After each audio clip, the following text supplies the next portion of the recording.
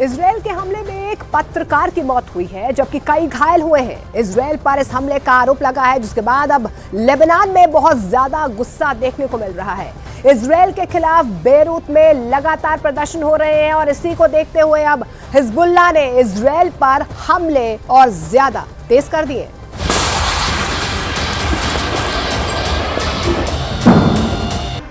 सबसे पहले इजरायल का अड्डा नंबर 1 शतुला इलाके में बने इस अड्डे पर हिजबुल्लाह ने किया पहला हमला। हिजबुल्लाह ने कॉर्नेट मिसाइल से अटैक किया जो सीधा जाकर इजरायल का एक टावर उड़ा देती है। हिजबुल्लाह की ये रेंज देखकर इजरायल के कैंप में खलबली सी मच गई, क्योंकि निशाना भी बिल्कुल सटीक लगा और टावर पूरी तरह से तबाह हो गया। इसके बाद टारगेट बना इजरायल का अड्डा नंबर 2, ये भी शतुला इलाके में है और यहाँ हिजबुल्लाह ने किया दूसरा हमला। इस बार हिजबुल्लाह ने BGM-71 टो एंटी टैंक गाइडेड मिसाइल का इस्तेमाल किया। अमेरिका में बनी यह मिसाइल इतनी सटीक है कि इसने ठीक रेडार स्टेशन को तबाह किया। ऐसा निशाना देखकर कोई भी दुश्मन डर जाएगा। इसके बाद टारगेट बना इजरायल का अड्डा नंबर 3, यह भी शतुला इलाके के करीब है और यहां हिजबुल्लाह ने किया तीसरा हमला।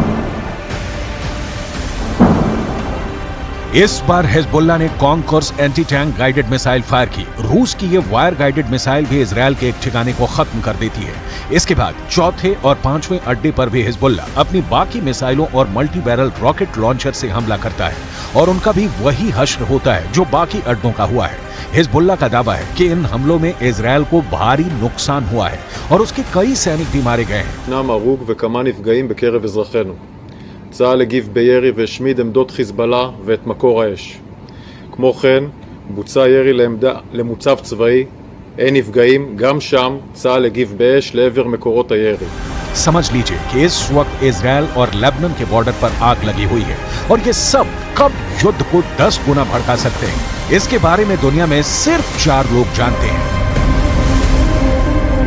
पहले हैं इजरायल के प्रधानमंत्री बेंयामिन नेतन्याहू, दूसरे हैं ईरान के राष्ट्रपति इब्राहिम रईसी, तीसरे हैं अमेरिका के राष्ट्रपति जो बाइडेन और चौथे हैं यूरोप से लेकर अमेरिका तक सबको हिला देने वाले रूस के राष्ट्रपति व्लादिमीर पुतिन। लेकिन इस वक्त सबसे ज्यादा एक्टिव ईरान है। ईरान के विदेश मंत्री हुसैन अमीर अब्दुल्लाहियां ने कहा है कि अगर इजरायल ने गाजा पर बमबारी नहीं रोकी तो हिजबुल्लाह ने ऐसी तैयारी की हुई है कि इजरायल में जलजला आ जाएगा। در اسرائیل علیه شهروندان و غیر نظامیان در غزه فوراً متوقف شود.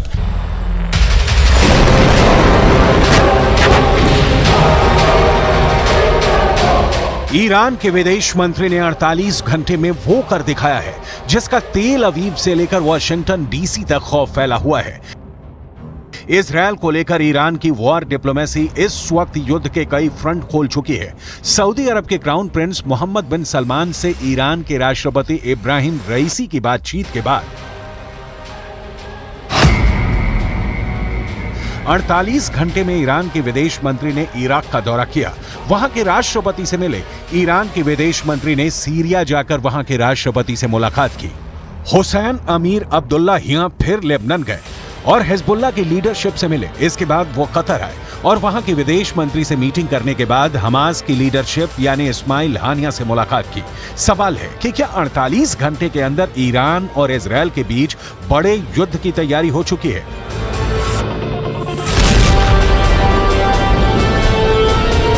इजरायल ने भी लेबनान बॉर्डर पर हमले का वीडियो जारी करके बताया है कि वो हिजबुल्लाह को छोड़ेगा नहीं।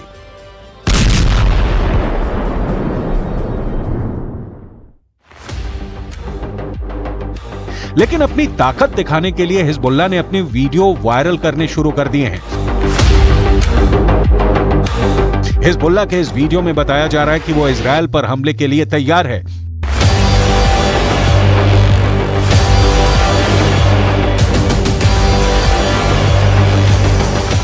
इस वीडियो में हिजबुल्लाह का मैसेज साफ है कि उसका अटैक ऐसा होगा जो इजरायल रोक नहीं पाएगा।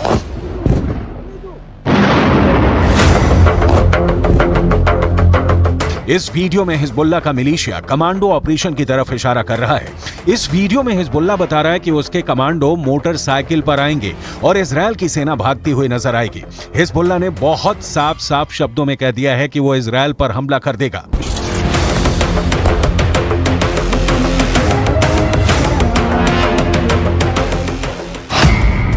अगर इजरायल की सेना फिलिस्तीन के गाजा में घुसी तो वो उत्तरी सीमा की तरफ से इजरायल पर चढ़ाई कर देगा। इजरायल और लेबनान के बीच करीब 130 किलोमीटर लंबा बॉर्डर है और यहाँ संयुक्त राष्ट्र की शांति सेना तैनात रही है। इसमें भारत की फौज भी शामिल है। इस वक्त इजरायल को गाजा से ज्यादा इस बॉर्डर की टेंशन है, क्योंकि अगर इजरायल गाजा में घुसा तो हिजबुल्लाह उत्तर की तरफ से इजरायल पर हमला बोल देगा। Hezbollah fighters fired an anti-tank missile towards Israeli troops. There was a short battle, and the situation eventually calmed down. Afterwards, Hezbollah sent drones into Israel and also fired surface-to-air missiles against an Israeli aircraft. All of those two attempts were successfully intercepted by the IDF, but the situation on the northern border remains very tense, and we are monitoring the activities of Hezbollah very closely with additional enhanced capabilities in the north, prepared for any eventuality that may happen.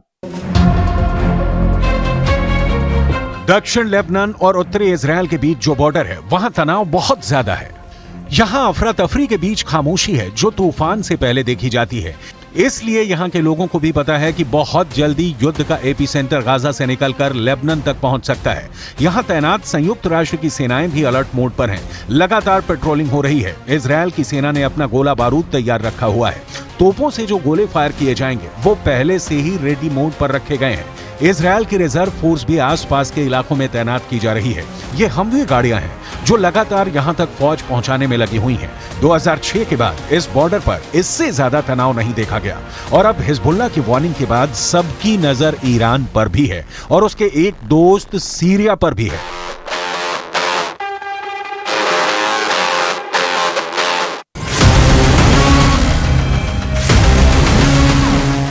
Israel के Golan की पहाड़ियों पर भी tank पहुंचा दिए गए हैं। ये जगह सीरिया का हिस्सा था, लेकिन 1967 में युद्ध के बाद इजरायल ने सीरिया के इस हिस्से को अपने में मिला लिया और तभी से यह इलाका इजरायल के कंट्रोल में है। देखा जाए तो इस वक्त पूरे पश्चिम एशिया में युद्ध की चिंगारी पहुंच चुकी है।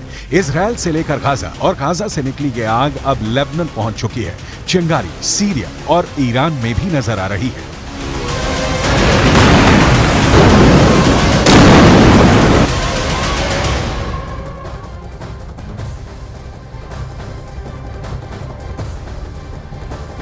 इजराइल और हमास के बीच घमासान इस वक्त भी जारी